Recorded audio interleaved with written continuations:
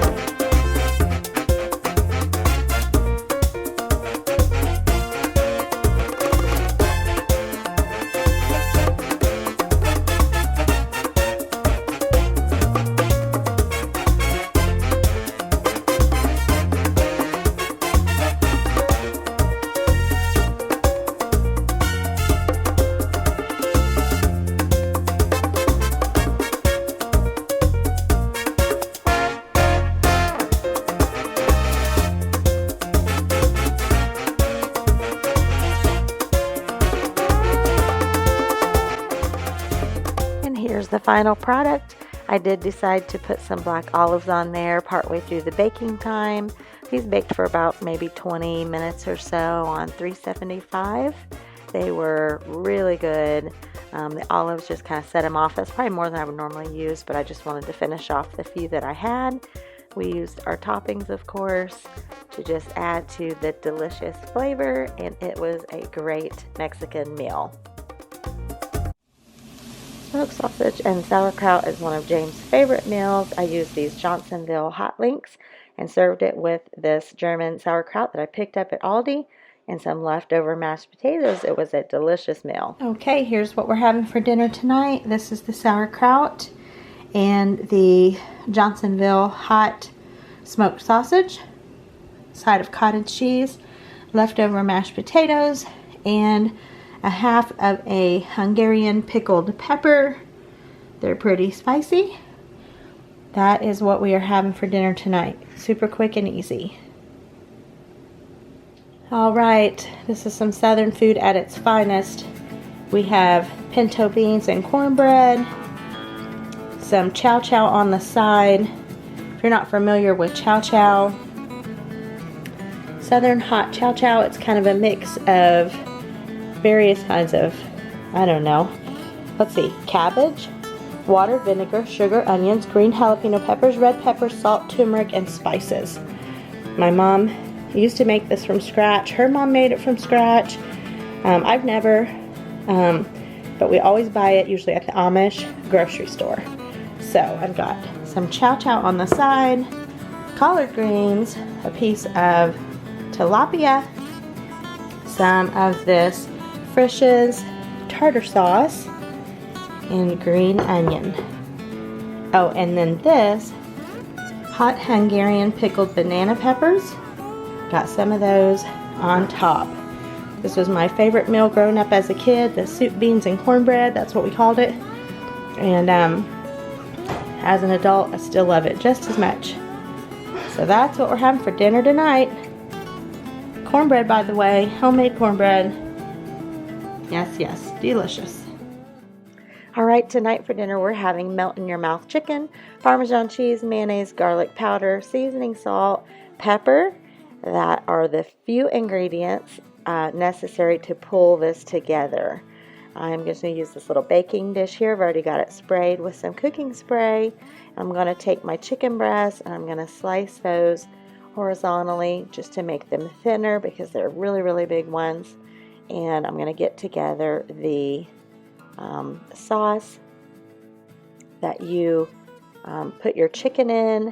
It causes it to be so moist and delicious. So I'm just going to begin mixing. Instead of seasoning salt, I'm using this Zatarain's garlic and herb. And there's the garlic salt going in.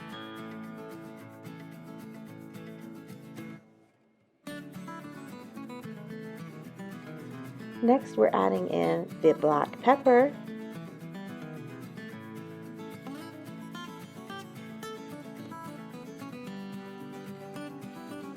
Plenty of that.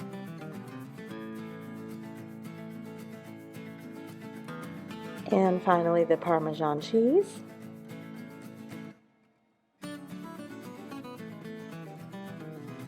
All right, and lastly, we are going to add in our mayonnaise. I had Miracle Whip already open. I did not have a jar of mayonnaise open at the time, so Miracle Whip will work just fine. So you want to mix this together pretty thoroughly.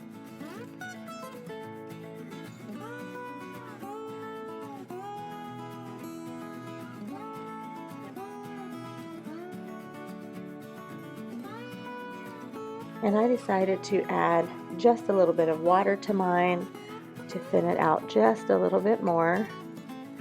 I am a method cook. I don't ever follow directions usually super precisely on cooking. Baking, that's something different, but cooking, I just do what I think feels right or looks right. So I'm down to my last chicken breast here. I'm going to get the coating on that and get it in the pan.